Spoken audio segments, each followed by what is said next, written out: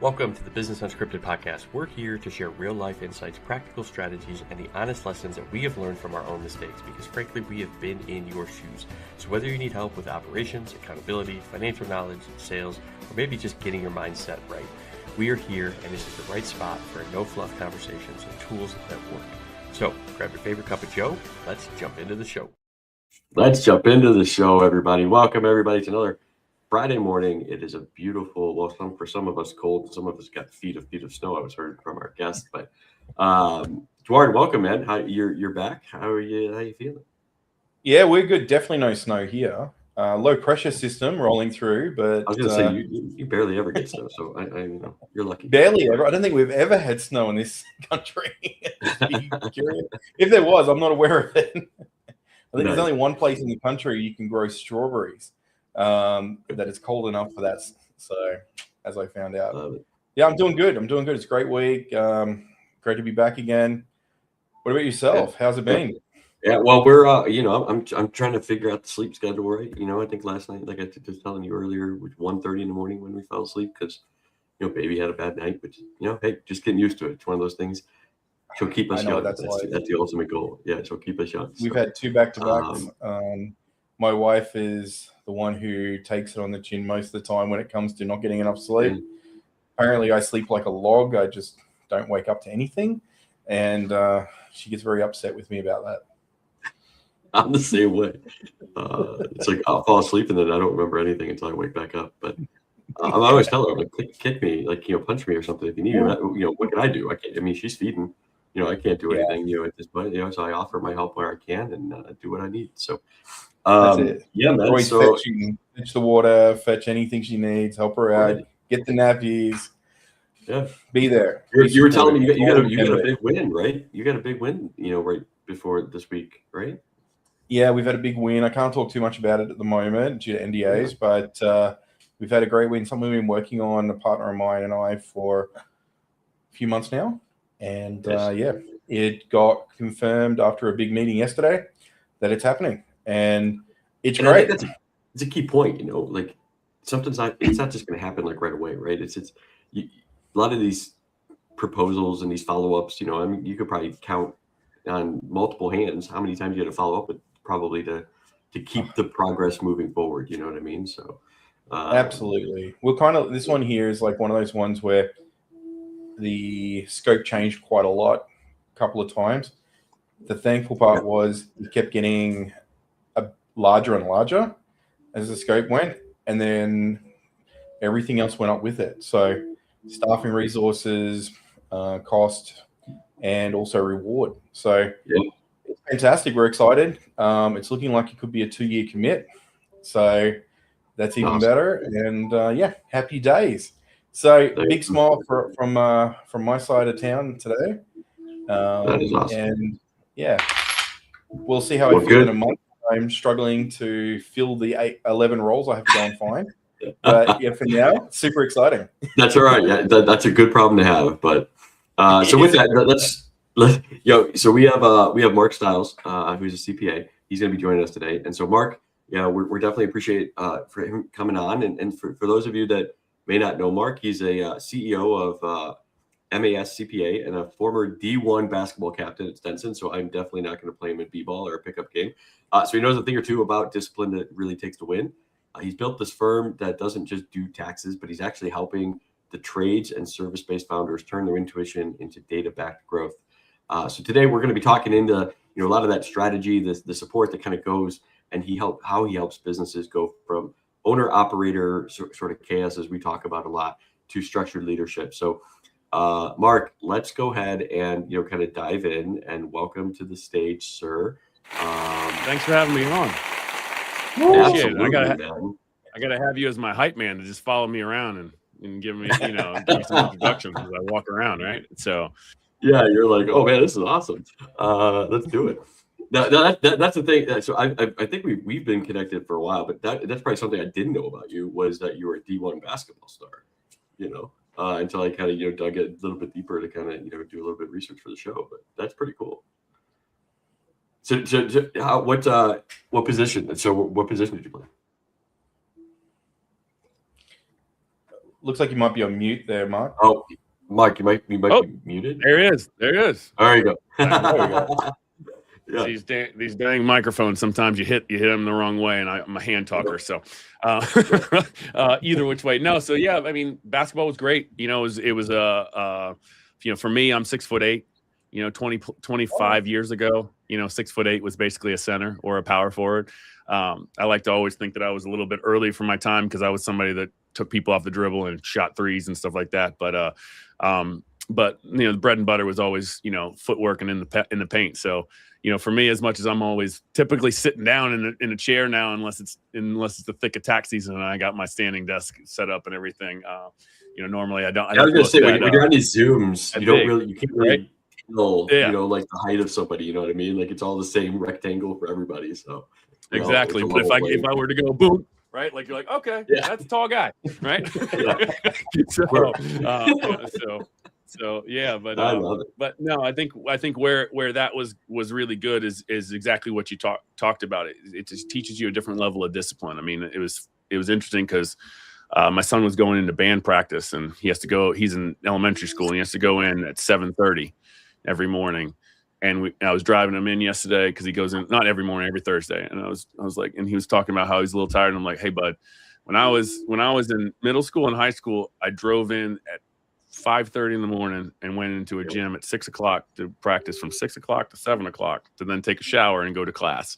And then after school had practice. And he was like, wait a minute, like you did like 4 extra hours of everything on top of school. And I'm like, yeah, that's also how I became a D1 basketball player. That's how I played over in Germany. You know, that's how, you know, that opened up doors, not only in the athletic world, but it also taught me that like working hard really isn't as cumbersome as people make it seem.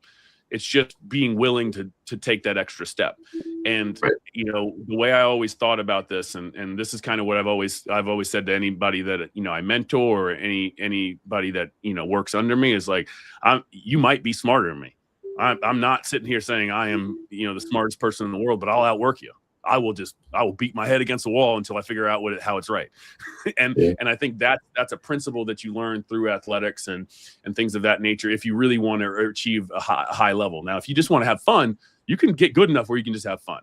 But, you know, if you want to be an expert, if you want to really reach that, you know, 10,000 hours, then it takes some discipline. And I think that's really important, you know, and it's been a really good thing that I've applied to my businesses, as well as I've applied to the clients that I work with, of really going, how do we instill discipline?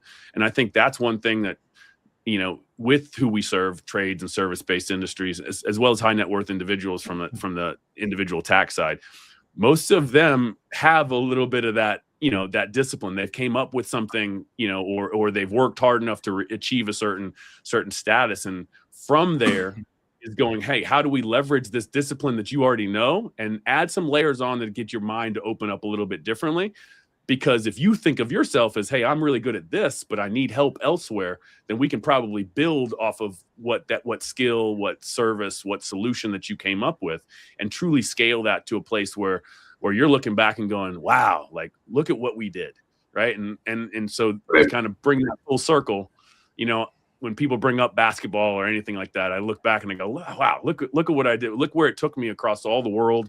You know, it took me across the whole states at first, and I'm going like, oh, this is cool, seeing all these cool places. Then it took me around the world, you know, and then it also opened up doors in the business world that I never would have expected it to open up. So, you know, that's kind of, you know, taking that experience is really what we parlayed into MAS CPA, and then what we try to parlay into our clients of that, hey, there's going to be a point where there's going to be satisfaction looking back, because you started with compliance, you built on some additional advisory arms from there, and then from there you took that advisory and compliance and realized what strategy truly is, and it opened up your doors. And so when we see some of our clients that are like, life is so much better now, it's better than I could have ever imagined, that's really when we go, this is that look back, right? Where you go, where I started, and look at how much discipline I had to get to this point.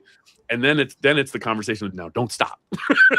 Don't get stagnant, right? Because stagnation is the antithesis of innovation, right? Well, I say that all the time too, like, because if you stop moving, the world's not stop moving, right? So if you think that you're at your peak, you're just going to get passed by. And at the pace that things are moving in today's world, you're going to get passed by in months instead of years. Before you could let yourself, maybe give yourself a couple months and then you would be okay. But now it's like people are going to pass by. If you're not staying on top of your game and looking at the different, we talked pre-show, like strategy and the different ways you can innovate. And innovate doesn't mean how do I reinvent the entire business. Innovate is just how do I improve my business just a little bit, and I think if you're not constantly doing that, you're going to get passed by your competition. 100%. Innovation is not a one size fits all word, right? Innovation is different for every business in every capacity, because something that might be innovation to you might be common knowledge to another firm.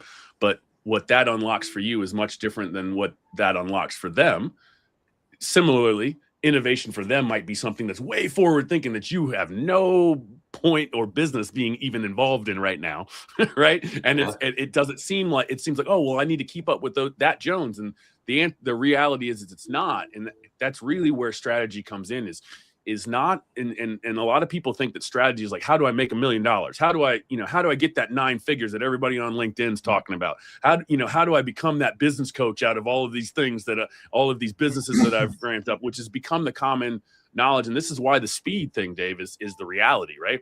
The speed is so much because there's abundance of information now, right? That some Gen Z person can spin up a business and go, you know what? I'm willing to beat my head against the wall, and you're still thinking, hey, I just know this better than everybody, right? And that's where they get that speed comes in. But when we dive into, true strategy is going, where am I at now? Where do I want to be? And what are the mission critical elements and the objectives that we need to obtain to get to where I want to be? And that's understanding where you are today and understanding what it takes to be at tomorrow. And that's truly strategy. And that's a more comprehensive look than just going, hey, how do I make 9 figures? Like everybody can throw out, hey, we can make 9 figures by doing this, or building our pipeline to do this, or, doing X, Y, and Z. And that's a portion of it. But where are you at now? And is that really realistic? And have you set the right milestones so that you don't,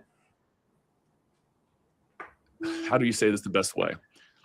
If you don't create milestones within your goals, then you have a never-ending story that you're fighting towards, and that's kind of to keep us a little relevant with what Stranger Things, right? You have this never-ending story that keeps going on and on and on, right? I won't sing the song, but it's this never-ending story that goes on and on and on. Now, if you set up milestones and mission objectives and things of that nature, mission-critical objectives and must-win battles, when you reach those will give you a moment to kind of look back, to kind of what we talked about a second ago, just kind of take a small look back of, okay, so we've gone this far. Now we still need to get here. But hey, this is an achievement that we can sit on, and that's why I always talk about goals as a staircase, right? We're always taking steps forward, and we're thinking about the one critical thing that matters to get to that next step, right? And then if we can acknowledge that and accept the small wins that are building up to be that large win, that's how we can really make sustainable growth. Yeah, I think the other thing is too is as you get those wins, it's really important to celebrate those. Don't take a minute and celebrate and acknowledge, because so many people are just so gung-ho going for the end goal. They just don't stop and, smell the roses. And they're like and they sit there and they look back and go, oh, you've come really far, but they don't celebrate enough of those smaller wins along the way. Well, and I think that kind of goes into profit first. Obviously, everyone knows profit first, and I'm a member of that, but it's the profit piece of that, the profit bucket. When I asked a lot of the individuals a question, Mark, you may ask some of your business clients the same thing. When's the last time you took profit out? And they're like, oh, I just took that out last week, and it's like, okay, but what did you use it for? And they're like, well, I had to pay you like a utility bill, or I had to pay my mortgage or my car note or whatever it ends up being. But that's not profit, right? That's your lifestyle. So with that mindset, the profit account is meant to, like Dwarren, you were just saying, celebrate what you're actually doing in your business. So let it grow, and every quarter you take out, 40, 50% of it, and now you're doing something that's out of the ordinary, right? And depending on how good your profit was that quarter, you may go on a vacation, you may, go for a weekend getaway, you may just go to a nice steak dinner with your wife or your kids or whatever it ends up being. But now you're celebrating that every quarter, and now everybody in your surrounding, family, or even you can do something with your employees as well. But now they get bought in as well, because they're like, oh, this is for all the effort we just did in the last quarter. this is why daddy's gone, on the weekends, or taking the video I saw the other day when you own your business. It'll have you looking like you're in a toxic relationship because you're texting or taking phone calls in corners. You know what I mean? I think you said that to me or something like that. Yeah. And so it's like, that's why we're doing it, is because every quarter, we're doing all these things, or, we get to go to this year-end, trip that we do every year because business was good. And we had that habit of putting that money aside to actually celebrate what we're doing in our business. And I think a lot of people get caught up in the day-to-day and they forget to do that, So I don't know, Mark, how do you kind of approach that, especially with trades, right? They're so in the weeds, they love to do it. How do you kind of approach that with them? What Warner was saying? I think I love the approach that you have of going, hey, take a vacation, celebrate it with that profit, but at a more simplified level, and the reality of what tradespeople and most people that are under about $1.5 million, right? The reality of what they're looking at. They're looking at their bank account. It doesn't matter about a vacation or anything. They go, how do I have a tax return that says I'm profitable of X and I only have Y in the bank, right? So even think about it when your wins that you can take on a quarterly basis. If you're properly handling your business and you're profitable, even just looking and going, okay, my profit and loss statement says I made $150,000 this last quarter. And you're looking at a bank account that shows $150,000. Do you know how good that would make somebody feel who normally looks at their bank account and goes, "Holy cow, I need to get the next job." Right. Yeah. So that I can pay for my payroll. And I think that's the thing. And this is that little area that sometimes gets skipped with small business owners to people that are reaching a point where they can scale and they can actually bring in leaders that love what they're doing. Because this is what goes on between 0 to about 1.5 is I love what I'm doing and I'm willing to put in the sweat equity to make this amount of revenue to get to this specific point. And then, if I'm lucky enough, I brought in the right people so that I can actually see a little bit of profit, but even 5% is great for me because I'm doing this all on my back and this is me and I am everything for every moment of every client that I'm working with.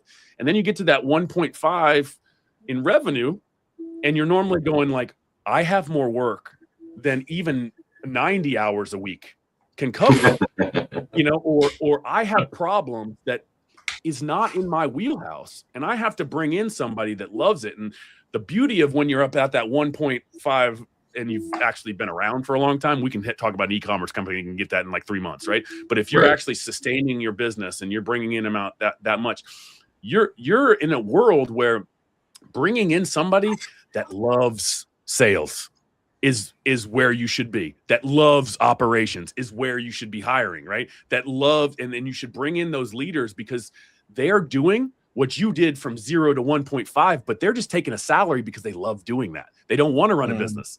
They want to build your pipeline, right? And so that's what's tough with those people that are, and a lot of our trades clients are in that, like, we're about to hit that precipice, but it really comes down to the discipline and how we're actually structuring ourselves. But from that 0 to 1.5 is more going like, I don't have any money to take a vacation. I haven't taken a vacation in 6 years. Right. Well, but you hit this at the beginning because they look at one bank account, right? They let the money all come in and then it flows out. They have no idea what the purpose is it for. And again, even if you have 150,000 for the year, do you have how much do you know how much should go to taxes? Have you put that aside?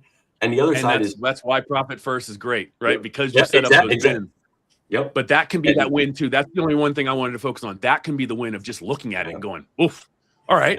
All right. I'm set up. Okay, maybe I got to put 30 or 40 away for taxes, but like, wow, I got 90 grand sitting here. 90, 100 grand is sitting here that I can have some fun with, right? And it's like, or not have any fun and just leave it alone. Right. And on the tax side, right? What a lot of, and if they're that size, they should be an S Corp, or some sort of like better 100%. Structured tax, right? But what people don't realize, and I've had a client I just brought on, they have an accountant, but they're an S Corp, but they're not paying themselves right, the salary that you're supposed to be. And the side of that is that the business should be paying both sides of Social Security, Medicare for you, right? It's going to come out, but then you basically reimburse yourself so that you're getting. And that's the beauty of the taxes, that it's not just the income tax. It's paying for all your taxes that you, as a business owner, you have to do. And so that's what, like, those small things make you feel like a win. Like, one of the other clients that I have, he just started kind of implementing. He's like, dude, just seeing the accounts there and the money start to go in it. Maybe it's not a lot to start because we're not going to make this big shift, but it's just seeing it there is a win, because it's like, okay, I'm starting to build that habit, right? Profit is a habit, as Dwayne kind of pointed out earlier. But that's the beauty of it, is that you have these wins. Yeah, and I think that's a big thing too. Like you can see, and this is where I'm going to be very honest, and I'm a geriatric millennial or end of Gen X person, so I will say this and sound like that crotchety old man. There's a lot of things that I think Gen Z does wrong. Yeah. One of the things that Gen Z has figured out is just the banking game. So let's not talk about business for a second. We talk about profit first and business perspective. You know, like most Gen Z guys are like, oh, I can have a high yield savings account and most of my paycheck can go there, and then my disposable income can go in my checking account, and I can pay all my bills through a high yield savings account because I'm earning interest on all of that money, right? And then I'm paying my bills, and then if I'm doing that right, I'm probably getting some type of rewards too, and they're stacking all of these things. Yeah. And we all think it's crazy because, like, why would you have multiple bank accounts? Just have it, just direct deposits into your bank account, and you set up auto withdrawal, and then you hear Gen Z going like, why are you paying on their auto withdrawal dates? Why aren't you paying right when it's due and having that money sit for 10 days collecting interest rather than paying right when you get your paycheck? And it's things that you don't think about, but are very logical, right? And it's just taking the time to and this is where this really comes into it. You know, when I talk about, you know, I'm not smarter than everybody, but I'll bang my head against the wall until I get it right, and I'll do it over and over again. That's blocking off time. That's going, listen, I need to have thoughtful time where I can actually think about how these things can work. And if I don't have that time, then I'm just running. I'm a hamster in a hamster wheel, and I'm just running and running and running and running and running and running and hoping that one day something strikes gold for me, right? But if I have some of that time to think about it, which is honestly what all these Gen Z kids had to do when COVID happened and they couldn't go anywhere, and they're just sitting there reading business books and listening to LinkedIn and listening to all these people that are like, how can you make money right now? And luckily they went through a 5-year period where if you put any money in the stock market, you were making a mint, right? And so they learned some of these habits that weren't taught to us when it was a world of, hey, you work for somebody for 25 years, you get a pension, you don't ever have to work again, and you just sit on that pension until you die. Like that was kind of the tried and true model all the way through the 90s, even through the early aughts. When we started getting into the 10s and 20s, is when people started going, wait a minute, I don't need to work for somebody for 20 plus years. I need to find whoever's going to give me the most money and realize that businesses are going to take just as much as I'm going to take, right? And it should be that equal kind of 50-50. Well, nothing changes from an individual standpoint what these Gen Z people are doing and what business owners should do nowadays.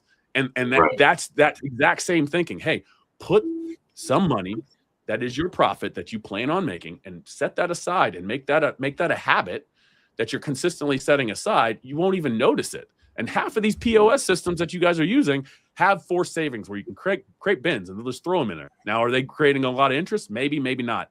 You can look at all those things. American Express has some things. All these different banks have some things that'll give you an extra perk for that. But throw that money in there so that you can do exactly what you're saying, Dave. Just look at it and go, wow, this is what I've done, right? Because for a lot of, especially people in the trades industry and some things of that nature and service based, looking at the bank account is them looking at their financials. And, you know, making profit habits important, looking at your financial statements. We call it the Holy Trinity: your balance sheet, your profit and loss, and your statement of cash flows. Holy as in WHOLY, but a play on Holy Trinity, right? 3 statements create one picture, right? But if you're doing that, make that a habit, great. But most people don't. So then you need to set up your banking so that that's where you're going to look, that's going to give you your financial outcome for right now until you grow up a little bit, then separate them out so that you can truly understand, because a lot of people don't. They'll see a windfall of money in there and they go, okay, I'll pay off my debt. Okay, well, that just ate into your payroll, your 3 months of payroll that you should have reserved. Oh, okay, I just got all this money. I'm going to pay off this, you know, or I'm going to do that, or I'm going to do that. And you're not thinking the game of like, how can I preserve my profit? How can my money make more money for itself? How can I play the game of leveraging debt properly? Yeah. And if you're thinking about all of those things, your business is operating in humble, right? And a lot of people aren't. So interesting points there. Like, I've got a client of mine, for example, and he actually has his American Express card, and wherever possible, he will throw all the purchases on that. Then when it comes time, say, hey, I'm going to go to the US, or I'm going to go to New Zealand, or I'm going to fly off to the Philippines. He upgrades with points to business class. You know, and this is the sort of thing where it's like, well, isn't that a lot of points? Yeah, but I've been paying off all my business expenses and supplier invoices with this. And then alongside that, he gets all these extra points. So just the other day, he's sitting there and he goes, oh, I've got like 1.2 million points. What do I do with these? I'm going to buy an iPad. So he got himself an iPad Pro, and then he's like, oh, I'm going to get a $500 gift card to JB Hi-Fi, which is, you know, like a Best Buys in the US, I guess you could say. Yeah. And he went and bought some accessories for that thing. And he's like, I've still got points left over. I'll save those for another day. But he got to reward himself by just changing, and that was possible by changing the way he spent. It was one thing that he changed a few years ago on the way he spent, and he was able to reward himself. But a lot of people are not aware of these simple little things they can do because they haven't got the person giving them the advice or telling them how it can be done. And you're right, there's a lot of bloody noise out there. You go online, there's so much noise. It's a lot easier when you just got one trusted individual who has an idea, who can share and help and mentor you. Yep.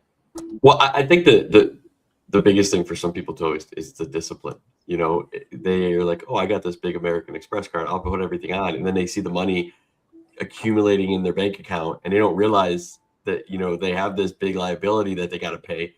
And they're like, oh, I'm gonna go spend. And then they overspend. It's like, oh shit. Right. And now it's like, how am I going to figure this? And now they're scrambling.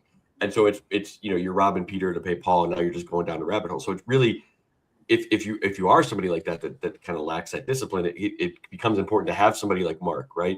Or another advisor that can be working with you, that can give you those insights, right? And hold you accountable and say, okay, well, why did you just spend this 10K? Like, you have a $50,000 credit card bill. Like, why aren't we paying that down? You know, and those advisory work is important. So, and with that in mind, Mark, let me ask you this question, because I get this question asked a lot. I'd love to get your opinion on it. With everything happening in the accounting industry with like AI, where do you see the AI an impact on accounting, let's say in the next 18 to 24 months? What is that bookkeeper role in it? Because you do have a bookkeeping kind of arm of your firm. Where do you see that moving to in the next 18 to 24 months?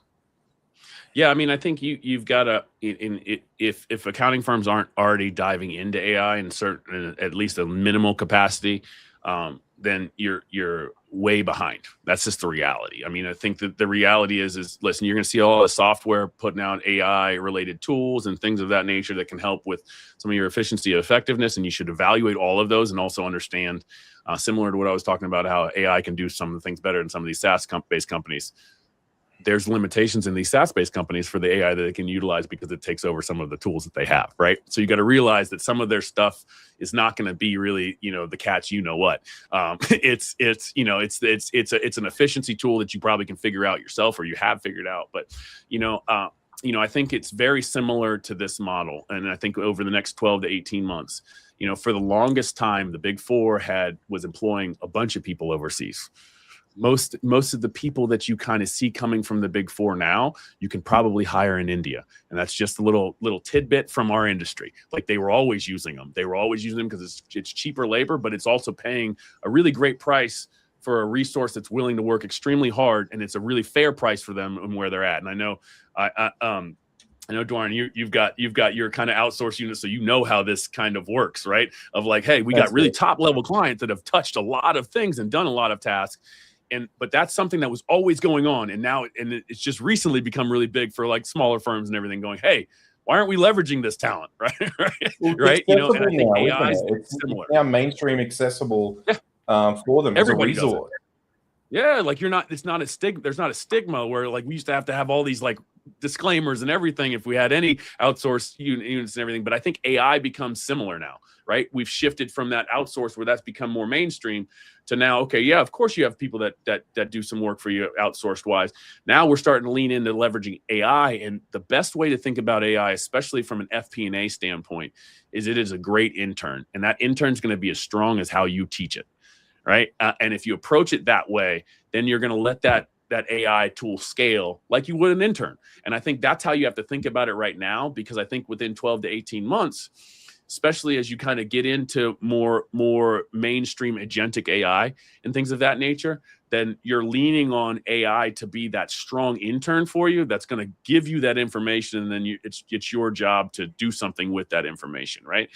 So when we get into agentic, and if you've taken the right step stools of 12 to 18 of going, hey, I'm working with it as an intern for right now and making sure it's learning, right? And then going, how do we add this agentic element on it? Then you're going to pace with what all these other companies are doing, these AI companies that are spitting up, these people that are going to throw you emails constantly about agents and all these things that you have. But instead of just jumping on the first person that sent you a cold email and said, hey, I can streamline all your processes and make them better, you're working with a tool that you're familiar with and then adding on. And I think that's how our industry is going to see it, and that's how they're going to use it as they feel more and more comfortable. And then I think when you get to that 18-month mark, you're having agents that are doing some tasks that somebody is required to oversee, right?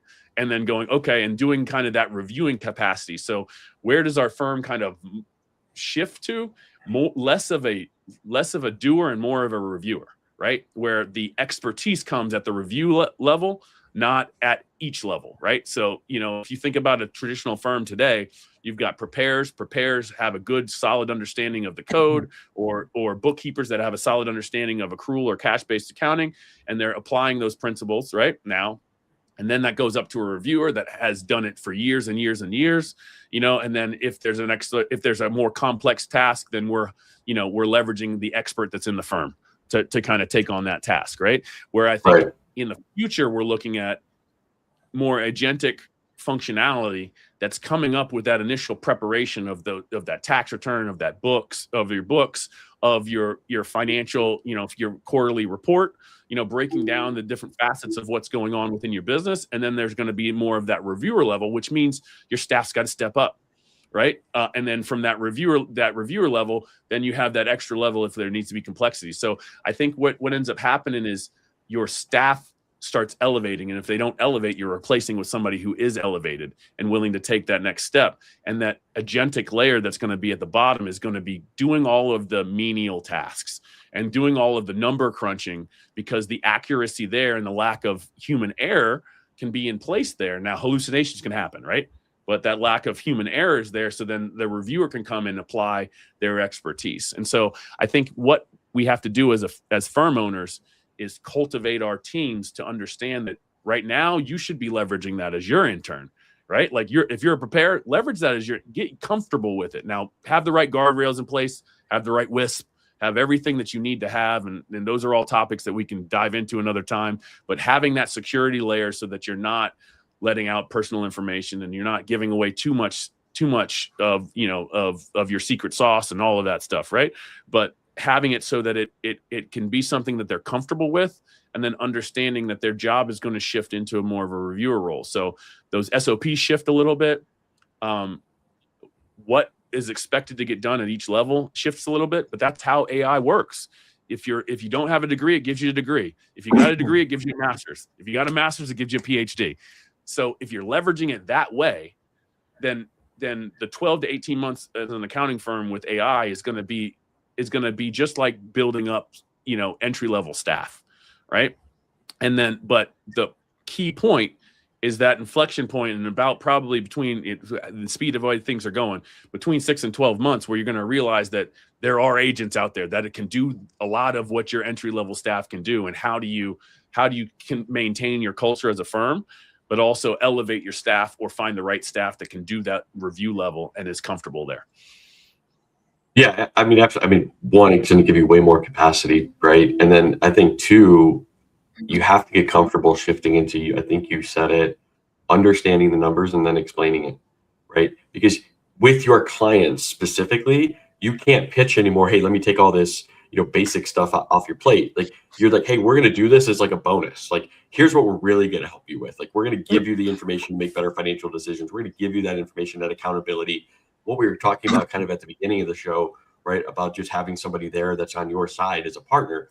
That's, I think, also where if you are a bookkeeping firm specifically, and that's all you do, you have to be comfortable getting into that advisory role. And if you're not, I think ultimately then you have to maybe find a partner or something like that is comfortable with that.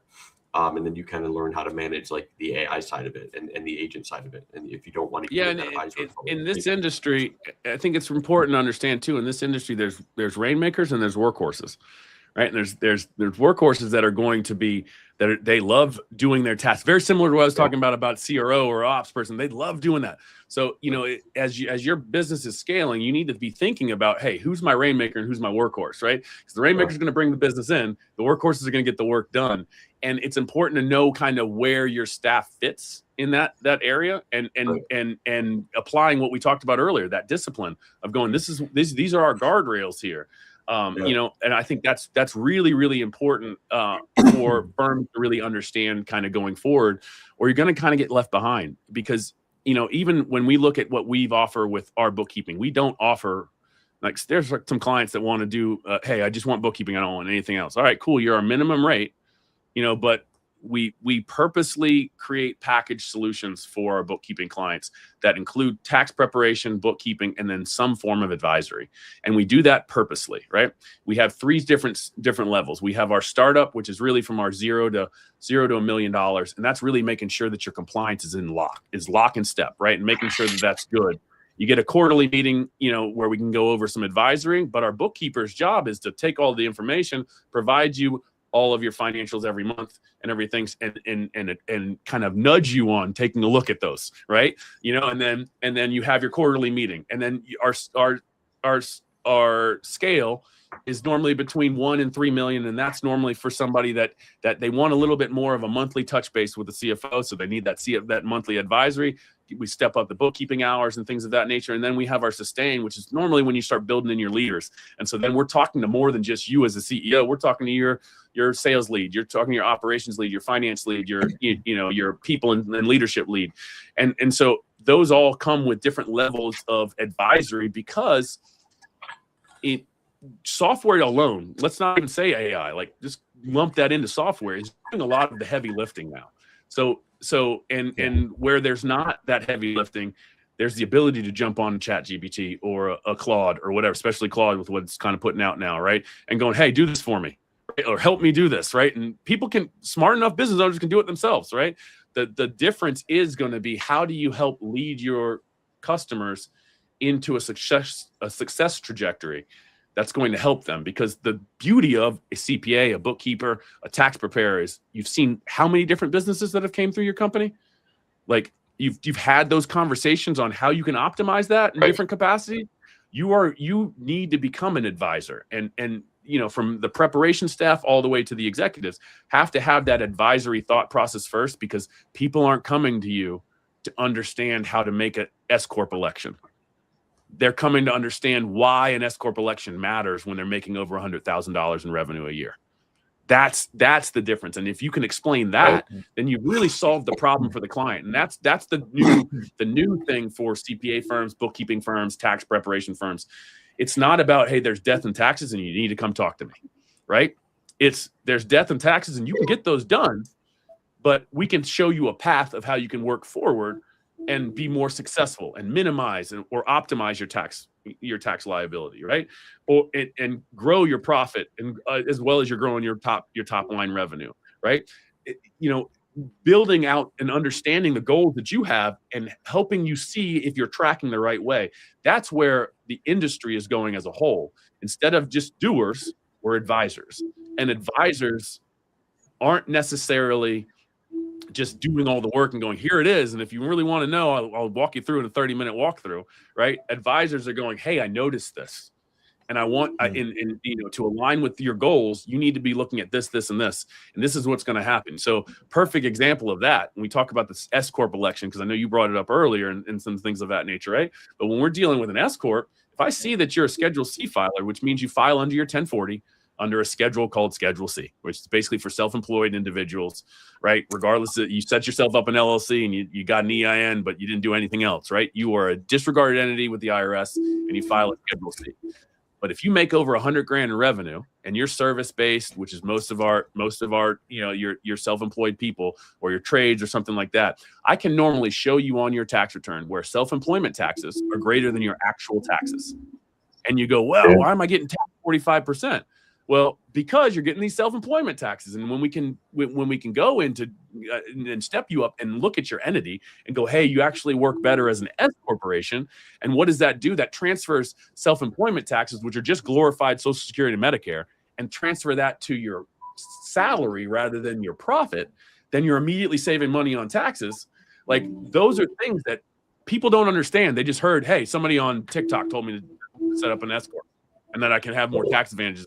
Just like people on TikTok tell you that you can set up an LLC and funnel every expense through your business, which is not true, right? Right. I mean, it's not true. I mean, I start making that like assumption around like 45, 50,000 for some people too, you know, in terms of net revenue, you know, because you can totally still even save a few $1,000s. And then if you pay yourself, you could pay yourself like a quarterly, you know, salary. You don't even have to pay yourself monthly and save some of the payroll costs. So it really depends on what's their strategy. Yeah. There's that whole strategy side. Yep, exactly. It's like, and just so we be clear, if you drop on AI, I'm pretty sure AI tells you around 75 grand. So there you go. You got two professionals telling you 40 to 50, 100, and then AI is telling you 75. But it's but we always say this, like every and I always say this to my clients, right? Every CPA or every accountant or advisor is going to give you a different barometer on when that step up place is, and it's normally just, you know, looking at your financials, looking at where you're going and what your direction is, and then going, okay, this is where it is, because you can maybe read the tea leaves at 50 grand and go, listen, let's get this compliance stuff out of the way right now. Right? Like, let's get it over with. Let's get your elections in. Let's make sure you're in a good place. And then, hey, because next year you're going to make $300,000 and you're going to scale that quickly. Let's get this out of the way so we're not having it after the fact, because I think this is probably why you advise it too.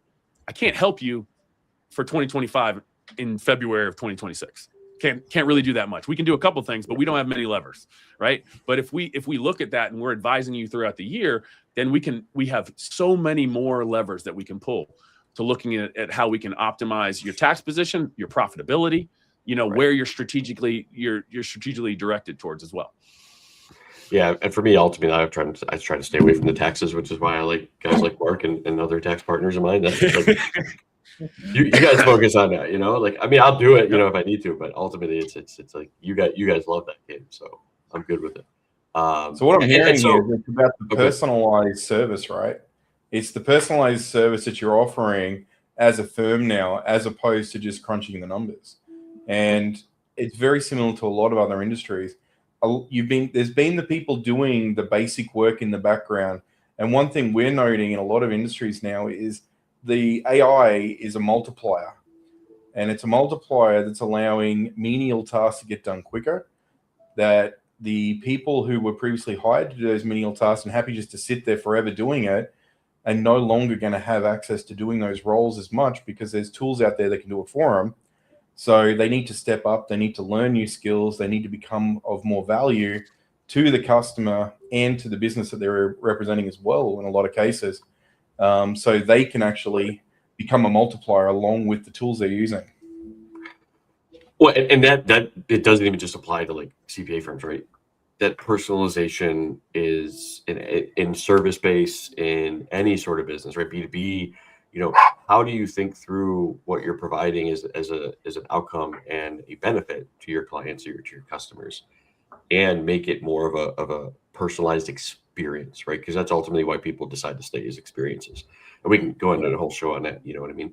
But I get the one thing I wanted to kind of dive with you, Marky, is you were kind of saying pre-show, you know, you want, and you focus with a lot of your service-based clients, right? Top and bottom line, right? Yep. And so walk me through that, because obviously I had some, you know, kind of add on, I think, or I'm sure it's things that you do as well, but I think it's something that's missed by a lot of people. So I want you to kind of explain that idea, that, you know, thought process that you kind of focus on, and then we'll go a little bit more into that. Yeah. And I mean, I won't lie. It comes very much like an improv mindset. And it's something that everybody's heard, the yes and, right? Like, and I think when you're looking at everything strategically in business, it's like yes and that's normally what's going on. And when we're talking about, you know, growth and we're talking about strategy, a lot of the times there's a focus, right? There's a focus on like, hey, how do we increase top line revenue, right? And that's great. Like, but if you don't have the team to support that, and you haven't had the foresight to think about the profitability of that additional revenue, then you run into a situation where you have top line growth and you have bottom line either stagnation or decline. And that's not the goal of your growth trajectory. Now, it used to be this model of like, hey, SaaS-based companies, we're going to run our company into the ground. We're going to continually ask for money until we hit an inflection point where we make enough of a multiple to sell. And that's the reality of what it used to be. And I was fortunate enough to go through a $30 million exit 16 years ago, I think at this point in time. And that was 100% what it was. Hey, how much can we bring in? How much top line can we bring in? We'll make a VC or PE company extremely happy. They'll see that top line revenue. They'll immediately give us X, whatever, as a payoff, to kind of take over our business and kind of run with that. And then the beauty of that was being there long enough to also see when the PE company realized that under the hood, there was no profitability and the money was just being hemorrhaged. And a whole strategic decision needed to be changed of, hey, are we a professional services company? Are we a software company? Are we a mixture of both? And what is the proper mix, right? To then fast forward to 2024, when I was fortunate enough to go through a $100 million exit with a SaaS-based company where the rule of 40 is everything. And it's going, hey, are you showing growth? Are you also showing momentum in your profit? And are we able to line those two things up so that it so you can be a viable business? And that's how, if you think about it, if it's evolving at that level, right, of going, hey, top line's great, bottom line matters just as much, then why shouldn't it matter at a smaller level, right? And why shouldn't you try to mimic some of the expectations that these firms have when they're buying bigger companies in your own business? And maybe not to sell, so that you can sit there and you can, like what Dave and I were talking about earlier, about, so you can sit back and look at that profit bank account that's accumulating all of that profit that you had game planned for, right? Those are those types of things that you need to keep in mind. So when we're talking about top line and bottom line revenue, the yes and conversation should always come up. Okay, great, we got a pipeline of this. We have an expected strike rate of 30 to 40%. Great, so that means we're going to bring in X amount of revenue. Well, how do we make that revenue profitable? If we know that bringing in $1 million more in top line revenue is going to mean that we need to bring in 5 different resources that all total up to basically double of our payroll, we're probably not sitting in the same profitability realm as that we were expecting. Now, level setting that through your strategy and going, hey, we're willing to take a 10% cut from our profitability because we're going to bring in X amount. That's a whole different conversation. But the focus should always be a yes and especially when we're talking about top end and bottom line, considerations, right? Yes, we're bringing in X amount of revenue, but how much, and how much profitability do we expect to have? And that should be kind of the mindset that you have throughout your strategic, strategic meetings, as well as what you're putting in place each month, each quarter, each year. And I think the biggest piece that I want, like, listener, if you're listening to this, right, like, we're not talking bottom line. Well, and maybe maybe we can clarify, Mark. Like, we're not talking like bottom line profitability right now. Like, ultimately, when you're a business owner, and I've talked about this before, you have to truly understand your gross profit margin, right? Like, that's the number one key metric that you need to understand for your business if you want to grow, especially service-based businesses, right? If you don't dial in your, one, what it needs to be, and two, your process to make sure that you get it every single time, you are costing yourself money, right? So, like, yes, great, you made $1 million in revenue, but what's your gross profit margin, right? If you made $10,000 more, how much is that going to add to your bottom, to cover overhead, or how much is that going to add to your bottom line, right? Because I've had recently a lot of conversations with people because we are looking at their gross profit, and they're like, yeah, I just bid these 3 jobs, okay. How much were they? And all they're focused on is top line. When they're trying to solve an overhead or a cash flow hole, and they're like, oh yeah, I just brought in 3K. It's like, okay, but yeah, 3K is like half of that's going to your people, So, like, are you sure you quoted it right? So then when you break it down, the process wasn't there, right? And so we had to build out the process for them to make sure, like, hey, here's how you're actually going to add up all the cost. Here's your estimation process, and then enter your gross profit. And then it's going to give you the price that you need to quote, instead of trying to figure it out on the fly and be like, oh, I think I can discount this one. Or no, you have to hit that number.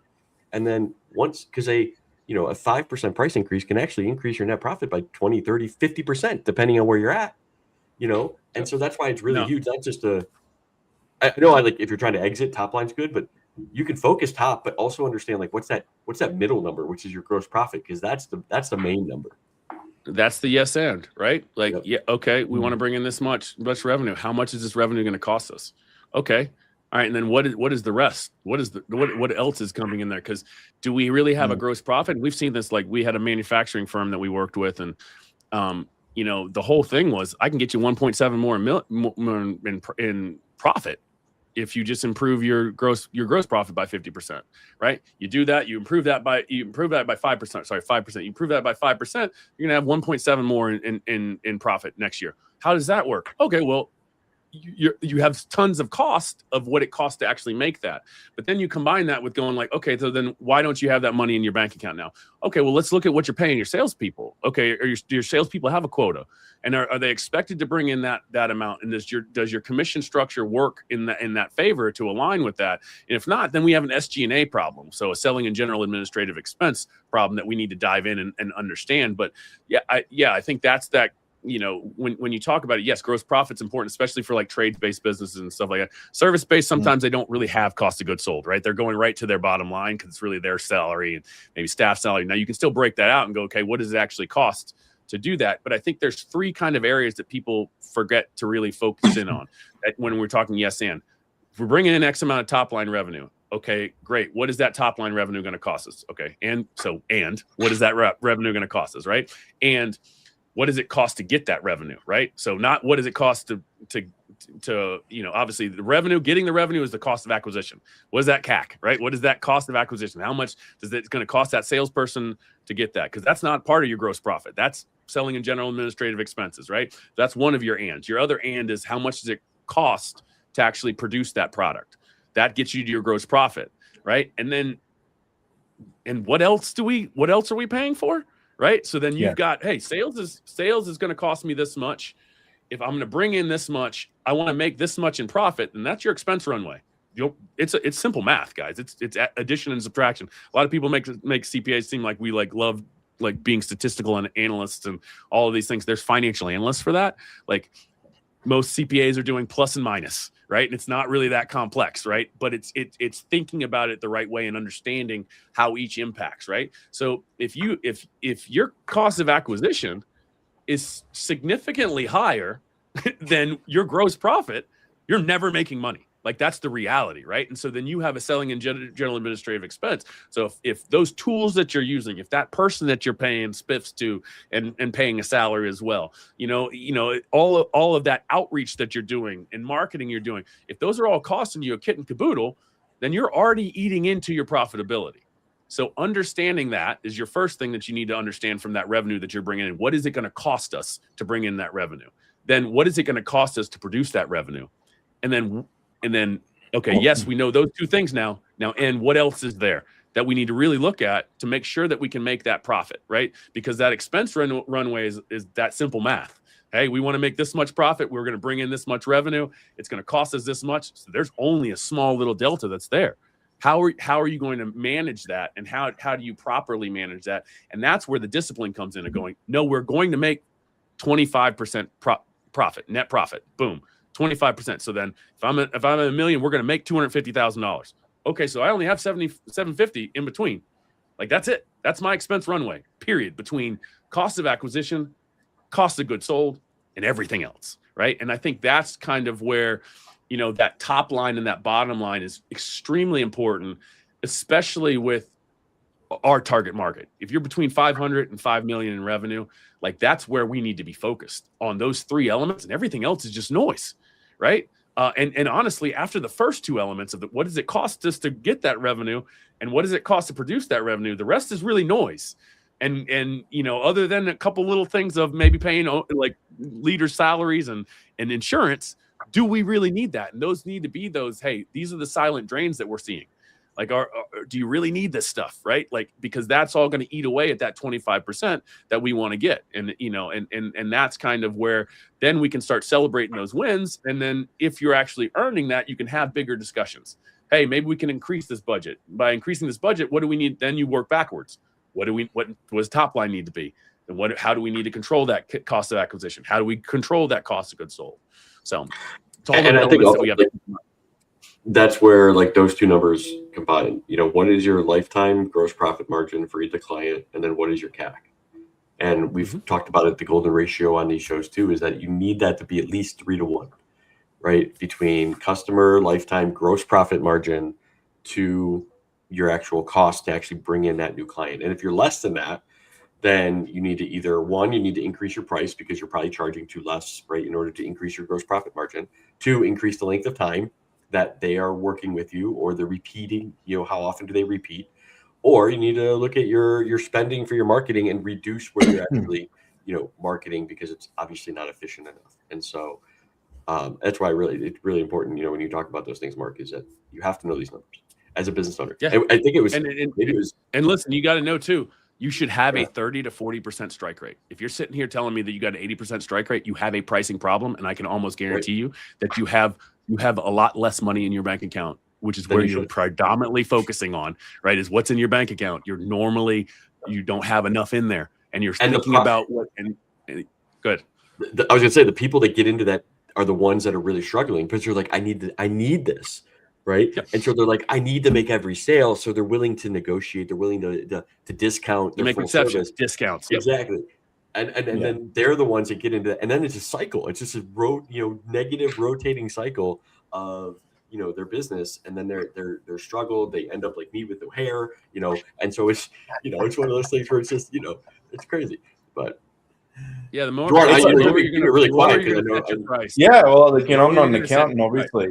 So I have a slight, when I hear that some of this stuff is like, just makes a lot of sense. But I think about it from a contractor point of view, right? You go out, you quote a job, you quote how many men are going to go out and how many man hours to do the job.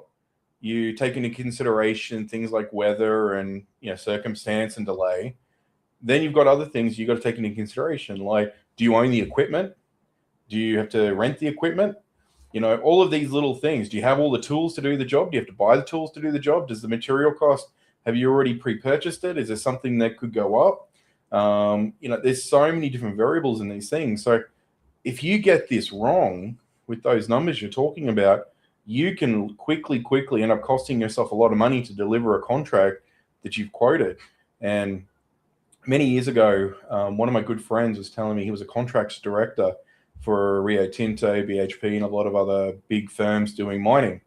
And he was saying that he would look at the contracts of these small guys who would come in, and he'd look at it and he'd hand it back and he'd go, it's too low. You're not going to be able to deliver it. Go and try again, without accepting it. And they'd look at him, no, I'm trying to win the bid.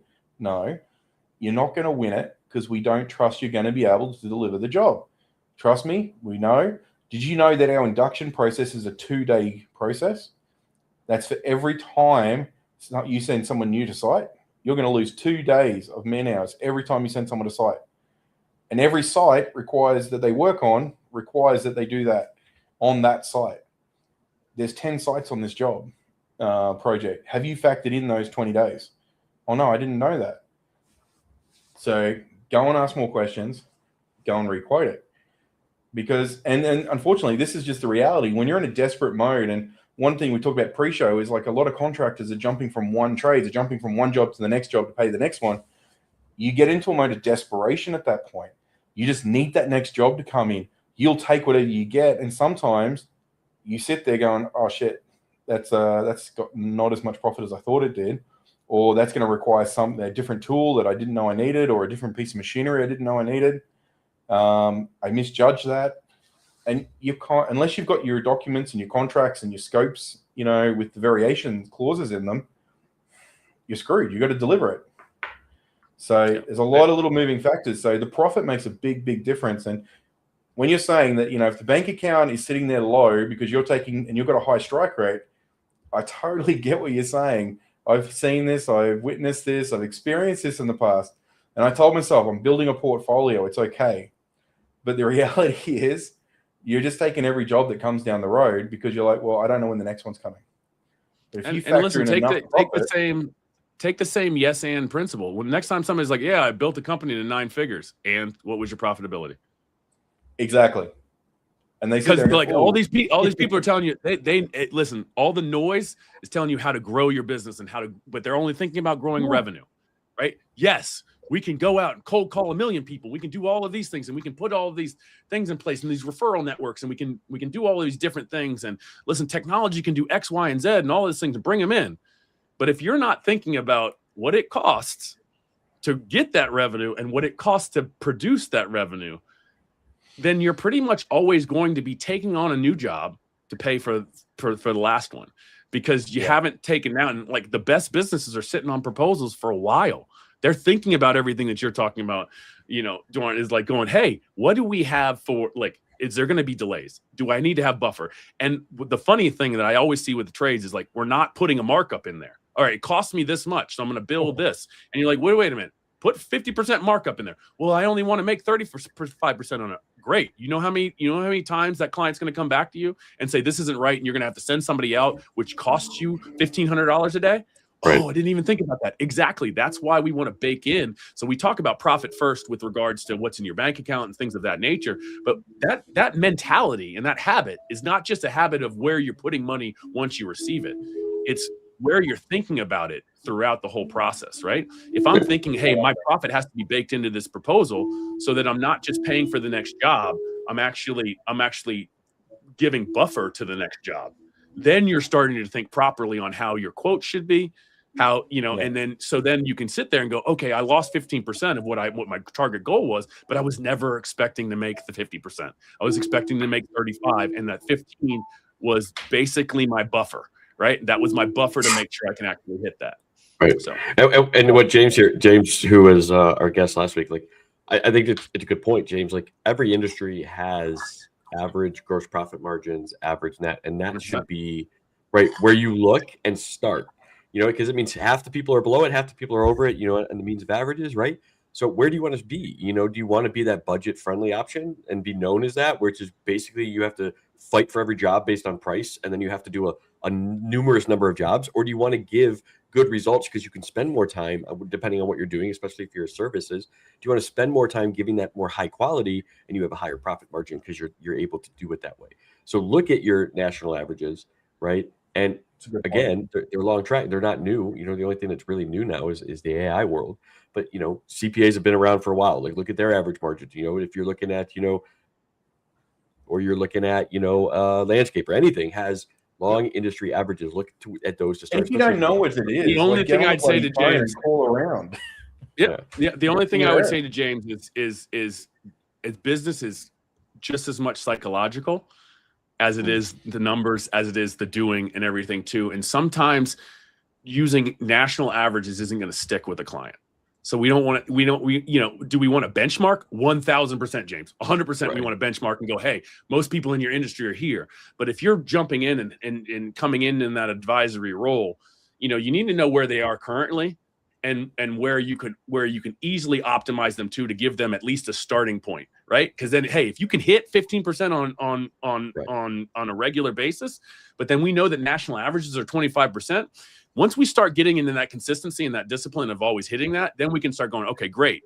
We've established where you're comfortable at. Now I need to make you uncomfortable, because the national averages are this. So we had an acupuncture client. So you can imagine, touchy-feely. A lot of, hey, I want to make sure that the customer's always feeling well about the pricing that we're having. I don't feel comfortable with them doing, that. And we had to strip back a little bit. I couldn't just go, hey, most acupuncture studios are making this, or wellness studios are making this.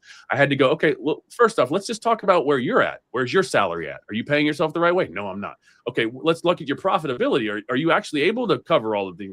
No, I'm actually not. We had to get past that by just going in calculation and going, okay, so if you raised your rates $25 per visit, you're going to hit all of your target goals that you were striving for right now, right? Yes, I was. Psychologically, that's a win for them. Then psychologically, you've just built a better rapport with a new client, right? Then you start going, all right, cool. So now the next step for you is to understand that now that we got you regulated and you understand that pricing matters and pricing can actually change everything, in 1 month it changed it for them, right? So now let's get you up to our national or regional averages that we have here, through phone calls, through looking up Gartner, through all these different things and going, hey, we need to get you here. So let's talk about how we can get you here. And then that sticks a little bit better. So it's not, I wouldn't I don't argue with James on using national averages. I think that's a great benchmark to use. I think we also got to think, especially where a client is in their life cycle of, hey, where do we start with them of building in that discipline? Is it just strictly on national averages so that they have these lofty goals that they might not be able to reach, so then that doesn't give them that staircase of successes that they can lean on? Or do we understand where they are, speak to that, and get them to a good place where you're not only building a rapport, but you're also instilling discipline, and then start introducing some of those more complex metrics and things to benchmark against, because then they're a little bit more comfortable, right? Right. I can tell you, I would say like it definitely comes down to understanding where you're at. So if you're just getting into business, like that's a good place to start. Like, don't set yourself up for failure, right, by not understanding what the industry average is. And what if you're an existing, same thing, the mindset there is like, we don't want you to make an overhaul completely. Like, let's just go, like, let's say the industry average is, for example, 50%, gross profit margin. And right now you guys are sitting at 35. Okay. Let's go 3 or 4%. You know what I mean? To start. And then every quarter or every half a year, you can make a little more change to that until you're up. Right. Exactly. So that you get there eventually, you know what I mean? And I think ultimately, the idea is that if it's an established company, take your time, as you were kind of saying, right, Mark? Like, take your time, understand where you need to put that place. And that's the advisory role of it, is that you're literally advising them and keeping them accountable to make and get up to there. And, and to James' point, right? Yeah, we are worried about the health of the company. You are right. But you sometimes, as to Mark's point, they do have a lot of clients, right, that they may lose if they do a drastic shift. To go from 30 to a 50% gross profit margin could be a huge, right, increase in pricing. And so sometimes it makes sense to do that depending on the number of clients and what you think you might actually lose. But sometimes a phased approach over, a 2 to 8 quarter approach makes more sense too, because you're not going to piss people off. And I think it also comes down to, how do you message that too? Do you message it as, hey, we're just making our pricing increases just because we want more money? Or do you actually explain the reasoning and then actually have that conversation with them? Yeah. And I think you got to understand too, when you're dealing with small business owners, yes, they are your client and you care about the business, but they are the business. And I think you got to realize that until they get to the point where they have other leaders, which is normally an inflection point back to where we talk about like 1.5 million and stuff, like where they can actually afford to bring in leaders and stuff like that. A lot of the times they are the chief everything officer. So the moment that they see that retention drop, when they're like, oh my God, 5 clients have said no, right? Even though 5 might have said yes to the increase, right? 5 said no. And then psychologically, they're like, I can't keep hemorrhaging all of these clients. They're not seeing the bigger picture of you raised rates. And so they kind of normalized it, right? They're seeing clients I'm getting churn, and that churn is giving me anxiety. And that anxiety that I get is affecting how I'm willing to stay consistent with the pricing, or I'm going to revert back to my old ways. And if you want the customer going back to the client and business thing, if you want that client to stick with you and you have the company's best interest in mind, you've got to think about the psychological standpoint of that with a chief everything officer that will go, listen, he told me to raise my prices. I did that and I lost 15 customers. And all he thinks about is, or she thinks about is the 15 customers I lost and what potential revenue I lost there. And it's not necessarily front and center that, oh, well, 20 of them all took my higher thing. So as time goes on, I'm going to start realizing that I'm a lot more profitable. But that psychological standpoint really comes into place there, that we've got to manage at the same time that we manage what's right for the company. Yeah, and I think you can also balance that out a little bit. And this is one thing that I've tried with, and I've worked with clients on before, is with many service providers, one of the things that we see in the IT industry is they're trying to standardize pricing. And there's different value propositions they can add in that conversation as to why they're increasing. There's different conversations around compliance, cybersecurity. Every industry has their extra service value adds. At that point, you can increase your profit margins on those add-ons and use them as the tools to get you that next level if you need to. But you can also go the other way, where you can go back to your vendors and talk to your vendors about getting a bit of a break. How many small business owners are so caught up in the weeds that haven't gone back and asked for a better price from their vendors or suppliers for God knows how long? You can pick up an extra few percent, 5% saving, just because you've got, and you can have that conversation. Hey, look, I've got this many clients now. I'm projecting to have this many clients. If I can get to that level, will you give me a better buy break to get to that level? And will you stage me out so I can get to that level? What do I need to do to make that happen? And that could get you a higher profit margin today without actually even going to a client and talking to them about a better rate. Yeah, no, I mean, that's definitely one of those things. Listen, my chief of staff manages our whole tech stack, right? And she always pulls me in at the end because I'm always coming in going, okay, can you give me a better price? Like just, and she goes, I would never think about just asking that. And that's more common than not common, right? Of going, hey, can you give me a better price? How can you give me better terms? Hey, so I'm really looking at this, and this is an area that I really needed. Can you give me a break on that until that's in your pipeline and in your roadmap? Yeah. And those things are there. And we can talk a lot about when and timing and things like that. You go at the end of the month, you get to the end of the quarter, you're going to get even a better break, right? So thinking about those things are obviously important, right? But you should always ask for those things. And I think that's something that is kind of what we were talking before the show, is not only thinking about today, but where's tomorrow at, right? Like, so, and then that's really what true strategy is. It's not looking at everything from just very high level metrics that you hear and that you need to focus on. It's also dialing in to the minutia and going, hey, where can we squeeze out, more, so that, that everything else, we talked about the cost of acquisition, we talked about the cost of goods sold, that everything else that also helps you run your business, are we really maximized there? Is the software at the right price point for us? Or do we need to think about something more manual, right? And that's the thing too, is the shiny object what we really need? Or do we need something that just does the work, right? And I think you got to always kind of think about that so that you can align what you need today with where you want to be tomorrow. Right, for sure. Well, and so, go ahead. Go one more thing. Sorry.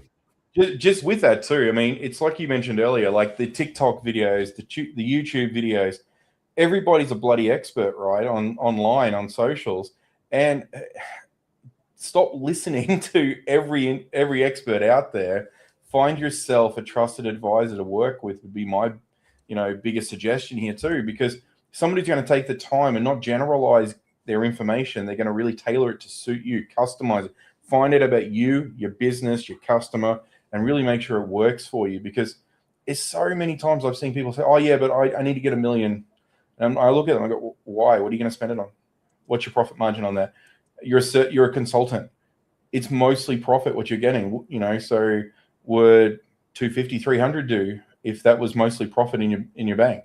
What does that mean for you right now? And when you have those conversations, they suddenly change their mindset and go, well, I was doing it because Alex Hormozi told me I had to go and get $1 million, in sales or revenue coming through. And it goes back to what you said earlier, right? $1 million in revenue is not $1 million in your bank account where you can pull out and spend. You've got to make sure your profit's there. So you can have 500,000 with a higher profit margin than what you've got with $1 million. And it could be a whole lot less stress. Well, and to kind of wrap it, I mean, obviously, James, for sure, we would rather do 750 at a 15% profit than 1.5 at 5. But I'd also rather do 1.5 while, kind of working towards 15 as well. You know what I mean? And I think ultimately it does, kind of roll into that planning, the forecasting, like all that kind of stuff, the strategy side, which I think a lot of people miss if you're spending too much time in your business because you're too focused on it. And so as we kind of wrap up, Mark, I love it. I know like we could go on for a lot of different focus points and strategies. And I think it was a first conversation. I think I'd love to have you back on and we can talk like actual sort of implementation side of things. Today was just kind of like a first kind of high level conversation. Yeah. I know it's going to be in the busy season, right? With taxes and all that fun stuff coming up for you. So good luck with that. But what's something, we like to wrap up the show every time with something that you hope somebody walks away from today, from the conversation, from our, kind of unscripted, back and forth. What's that one thing for you that you hope somebody walks away from today? Yeah, that's a really good question to lean on. I mean, I think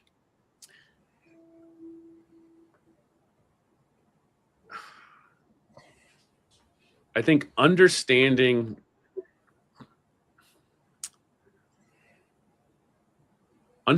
it takes more than just you to be successful is really the unlock key that most owners learn over time, right? And I think this conversation alone shows you how there's so many different sides and opinions and viewpoints, And when you're listening to them, and I completely agreed, you don't need to listen to all the noise.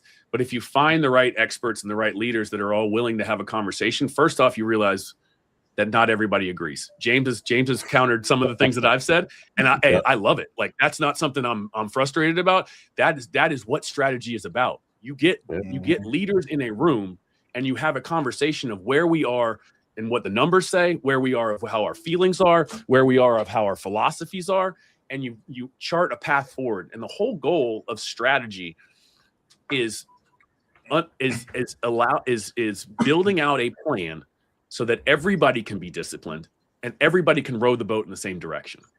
And if you're truly willing to bring the right people in the room with you, then you're truly going to flourish. And I always say this is like, if you're the smartest person in the room, you're in the wrong room.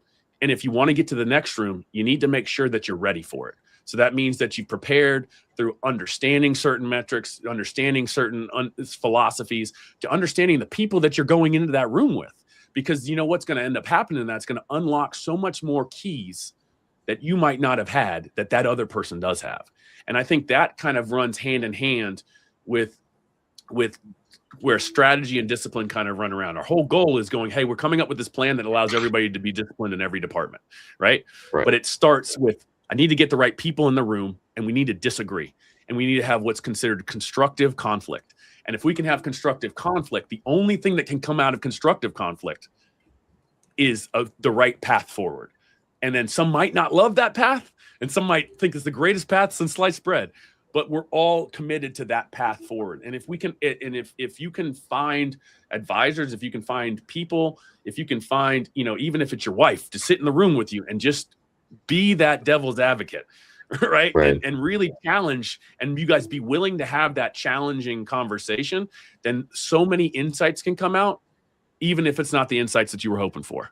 And I think that's the big thing. So that I'd want people that were listening to this you had a little bit of an insight, especially at the end, of like, hey, people might not agree on this, or people might have different philosophies for it, but it's all geared towards making you more profitable, making sure that your top line and your bottom line are all in sync and moving forward for you, so that your business can move forward.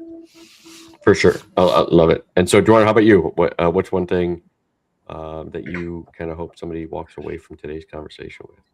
Yeah, I like what you said there, Mark. I mean, so many people like surrounding themselves with yes men or yes women, just saying, yeah, that's a great idea. Pat you on the back. Thank you. See you later. Whether it's an advisor or staff, you're hiring. I always hire for a skill set that I don't have, or a skill set that someone does better than me. And one of the things I find is so many people, when they're doing things, if you're growing in their business, and myself included, and Dave, you too, or in the conversations we've had, if you're not feeling uncomfortable with some of the decisions you're making, you're probably too comfortable, and you probably are not growing anywhere near the pace you want to, or in the direction you want to go. You've got to feel a little bit uncomfortable. You've got to feel like the direction you're going in is the right. You got to know in your gut it's the right direction, but you got to know that it's going to take a bit of grit. It's going to take determination. It's going to take hard work. And like you said earlier, Mark, like banging your head against the wall until you get it right. And if you have the funds, you can hire someone to do it. But if you don't have the funds, be prepared to do the work, and be prepared to just fail at it a bunch of times before you finally get it right. So for me, I'd say, stop surrounding yourself with yes people. Make sure that you do the hard work, and try and surround yourself with people who are capable of giving you good information.